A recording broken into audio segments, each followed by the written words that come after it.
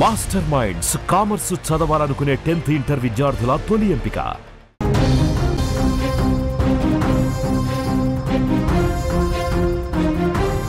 మరో breaking news చూస్తున్నాం. America ఎంట్రీతో Iran ఆగ్రహం వ్యక్తం చేస్తోంది. ఇరాన్ కోపంతో రగిలిపోతోంది. అమెరికాపై బాంబులు వేసేందుకు సిద్ధంగా ఉంది. ఇజ్రాయెల్ అమెరికా టార్గెట్ గా బాంబులు వేయడానికి ఆయుధాలను రెడీ చేస్తోంది ఇరాన్. బాలిస్టిక్ క్షిపణులు, అత్యాధునిక ఆయుధాలు మోహరింపుగా ఉంది. ట్రంప్ కు Iran supreme leader Khamenei warning ఇచ్చారు. ప్రతి దాడి తప్పదని ఆయన హెచ్చరిస్తున్నారు.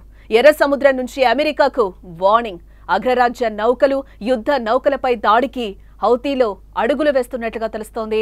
ఇరాన్ ఇజ్రాయెల్ యుద్ధంలోకి అమెరికా ఎంట్రీతో అక్కడ ఉద్రిక్త పరిస్థితులు నెలకొన్నాయి. ట్రంప్ జోక్యం చేసుకుని నేరుగా దాడి చేయడంపై ఇరాన్ కోపంతో రగిలిపోతోంది. అమెరికాపై దాడికి ఇరాన్ సిద్ధమవుతోంది.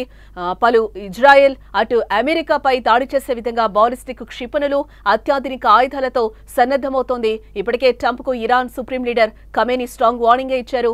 ప్రతి దాడి తప్పదని ఆయన హెచ్చరిస్తున్నారు. అటు ఎర్ర సముద్రం నుంచి కూడా అగ్రరాజ్యానికి ముప్పు పొంచి ఉంది. అమెరికా దాడి చేయడానికి ముందే హౌతీలు హెచ్చరించారు.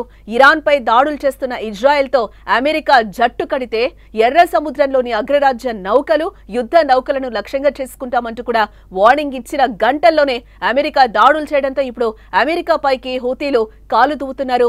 అగ్రరాజ్య నౌకలు, యుద్ధ నౌకలపై దాడికి ముందడుగు వేస్తున్నట్టుగా తెలుస్తోంది. అయితే తమపై ప్రతి దాడి చేస్తే మాత్రం మరింత రెచ్చిపోతామన్నట్టు ట్రంప్ చెప్తున్న పరిస్థితి కనిపిస్తుంది. దీంతో వాట్ నెక్స్ట్ అనేది ఇప్పుడు ఉత్కంఠ రేపుతుందని చెప్పుకోవచ్చు. ఇక ఇదే అంశానికి సంబంధించిన మరింత సమాచారం మా న్యూస్ ఎడిటర్ తిరుమల్ అందిస్తారు. తిరుమల్, ఇరాన్ కోపంతో రగిలిపోతున్న పరిస్థితి అయితే కనిపిస్తుంది. అమెరికాపై బాంబులు వేసేందుకు సిద్ధంగా ఉన్నట్లుగా సమాచారం. అమెరికా ఎంట్రీతో ఇరాన్ మరింత ఆగ్రహం వ్యక్తం చేస్తున్న పరిస్థితి కనిపిస్తుంది. ఏంటి జానకి, ఆల్రెడీ ఇజ్రాయెల్ పైన బాంబు దాడులు మొదలయ్యాయి. ఇజ్రాయెల్ లోని పలు ప్రాంతాన్ని టార్గెట్ చేస్తూ ఇరాన్ ఫతా లాంటి బాలిస్టిక్ మిసైల్స్ తో అటాక్ చేస్తుంది. చాలా స్పష్టంగా ఖమేనీ చెప్తున్నారు, మాకు చాలా దేశాల మద్దతు ఉంది, ఎట్టి పరిస్థితుల్లో దీనిపైన రిటాలియేషన్ తీసుకుంటాం, ప్రతీకారం తీసుకుంటామని చెప్తారు. ఒక రకంగా చెప్పాలి అంటే ఖచ్చితంగా యుద్ధం భీకర స్థాయికి చేరే అవకాశం కనిపిస్తుంది. ఖమేనీ మాటలు బట్టి చూస్తే ఖచ్చితంగా అమెరికా ఎక్కడెక్కడైతే అమెరికాకు సంబంధించిన పరిసరాలు కావచ్చు, సైనిక స్థావరాలు కావచ్చు, లేకపోతే అమెరికాలోని కీలక ప్రాంతాలు కావచ్చు, వాటిని టార్గెట్ చేసుకునే అవకాశం చాలా స్పష్టంగా ఉంది. ఇప్పటికే హౌతీస్ కూడా రెడీ అయిపోయారు. హౌతీస్ సేపటి క్రితమే కీలకమైన ప్రకటన చేశారు. హౌతీస్ ఎట్టి పరిస్థితుల్లోనూ అమెరికాని క్షమించేది లేదని చెప్తారు. ఇరాన్ పైన ఏకపక్ష దాడులకు దిగడం, టార్గెట్ చేసి ఇరాన్ ని ధ్వంసం చేయడం, ఇదంతా మేము చూస్తూ ఊరుకోలేము. ఎక్కడైతే అమెరికాకు సంబంధించిన నౌకలు, మీకు చెప్పారు ఇంతకుముందు, ఎర్ర సముద్రం ఏరియాలో అమెరికాకు సంబంధించిన, అంటే ఇరాన్ అనేది ప్రపంచ దేశాలకు చమురు సరఫరాలో చాలా కీలకమైన దేశం. ఇరాన్ నుంచి చమురు ఉత్పత్తులు వస్తాయి. అంతేకాదు ప్రపంచ దేశాలకు చమురు తీసుకెళ్లే నౌకలన్నీ ఇరాన్ కు సంబంధించిన ఒక కీలకమైన భాగం నుంచి, ఎర్ర సముద్రంలోని ఒక కీలకమైన కెనాల్ నుంచి ఈ నౌకలన్నీ ప్రయాణిస్తాయి. ఈ నౌకల్ని టార్గెట్ చేసే అవకాశం ఉందని చాలా స్పష్టంగా చెప్తుంది.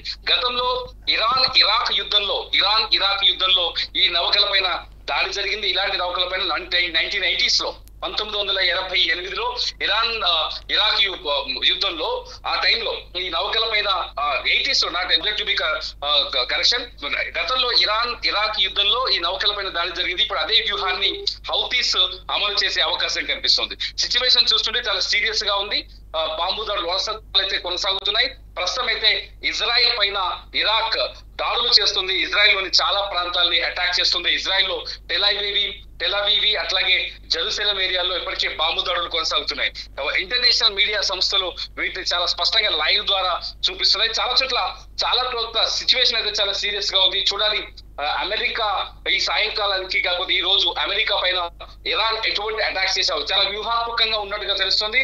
ఒకవేళ సిచ్యువేషన్ చాలా సీరియస్ గా మారితే అమెరికా మళ్ళీ ఎదురుదాడి దిగే అవకాశం కూడా ఉంది. కాబట్టి దీన్ని హ్యాండిల్ చేయడం కొంచెం కష్టంగానే కనిపిస్తుంది చెప్తారు ఎక్స్పర్ట్స్. అంటే మూడో ప్రపంచ మొదలైన పరిస్థితి మనకి కనిపిస్తుందని అనుకోవచ్చు అంటారా? ఇటు ఖమేనీ కూడా సీరియస్ గా తీసుకున్నారు.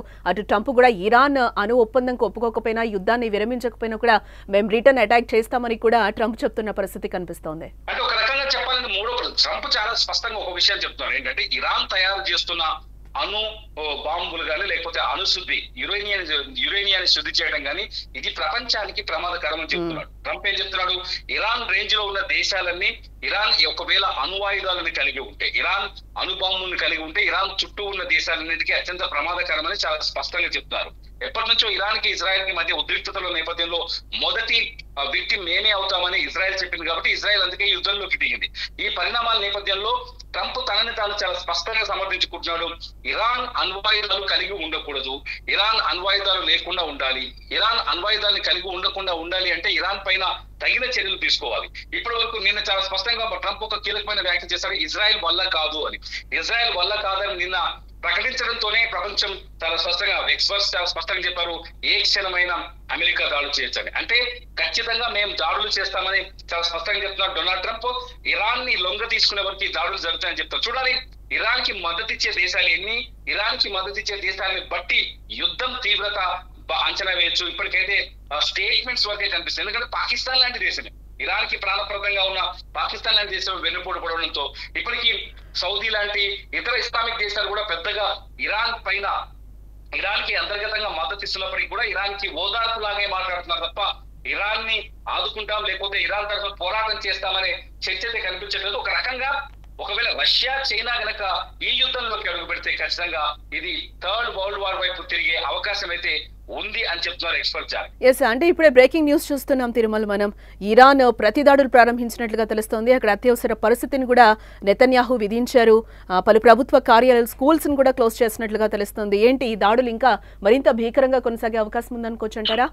ఖచ్చితంగా జానకి, చాలా ఖచ్చితంగా. ఎందుకంటే ఇజ్రాయిల్ ఇప్పటి వరకు ఇరాన్ దాడులు చేసినప్పటికీ ఇజ్రాయిల్ లో ప్రాణ నష్టం జరగలేదని ఇజ్రాయిల్ ప్రకటిస్తూ వస్తుంది. మొన్న హాస్పిటల్ పైన దాడి చేసినప్పుడు కూడా ప్రాణ నష్టం ఎటువంటిది జరగలేదు. కాకపోతే ఇరాన్ కనుక ఇప్పుడు అమెరికా కూడా ఇజ్రాయెల్ తో కలిసి యుద్ధంలోకి రావడంతో ఇరాన్ మాస్ దాడులకి అంటే మానవత్వాన్ని మర్చిపోయి, ఎటువంటి మానవిత్వ కోణాలని మర్చిపోయి దారుణంగా దాడులకు పాల్పడే అవకాశం కనిపిస్తుంది. ఇక్కడ సివిలియన్స్ కూడా తీవ్ర ప్రాణహాని కలిగే విధంగా దాడులకు పాల్పడే అవకాశం కనిపిస్తుంది. సివిలియన్స్ ఇప్పటి వరకు అయితే పెద్దగా నష్టం జరగలేదని ఇజ్రాయెల్ చెప్తోంది. అల్ జజీరా లాంటి మీడియా, ఇస్లామిక్ బేస్ మీడియా అయితే టెల్ అవీవ్, జెరూసలేం, ఇజ్రాయెల్ కూడా చాలా ప్రాంతాల్లో నష్టపోయింది. చాలా ఇజ్రాయెల్ లో ఉన్న చాలా ఆర్మీ పోస్టుల్ని లేకపోతే ఆర్మీ ఆఫీసుల్ని ఈ స్థావరాలని ధ్వంసం చేస్తోంది ఇరాన్ అని చెప్తుంది. నిన్న ఫతా 2 లాంటి భయంకరమైన మిసైల్స్ ను కూడా ఇరాన్ ప్రయోగించిందని చెప్తోంది. యుద్ధం ఇరాన్ ఇజ్రాయెల్ మధ్య భీకర స్థాయికి చేరింది. అమెరికా దాడుల తర్వాత ఇది రెట్టింపు అయ్యే అవకాశం అయితే చాలా స్పష్టంగా ఉంది. మీరు చెప్తున్నట్టుగా ఇప్పుడు ఇజ్రాయెల్ ఖచ్చితంగా ఇరాన్ ని ఎదుర్కోవాల్సిన అవసరం ఉంది. ఎందుకంటే ఇజ్రాయెల్ కి రక్షణ కవచంగా ఉన్న ఐరన్ డోమ్ కూడా లీక్ అయిందని ఒక చర్చ జరుగుతుంది. ఐరన్ డోమ్ ఇరాన్ మిసైల్స్ ని అడ్డుకోలేకపోతుందని చర్చ జరుగుతుంది. అదే జరిగితే ఖచ్చితంగా ఇజ్రాయెల్ మరింత తీవ్రమైన పరిణామాలను ఎదుర్కొనే అవకాశం మాత్రం చాలా స్పష్టంగా కనిపిస్తుంది.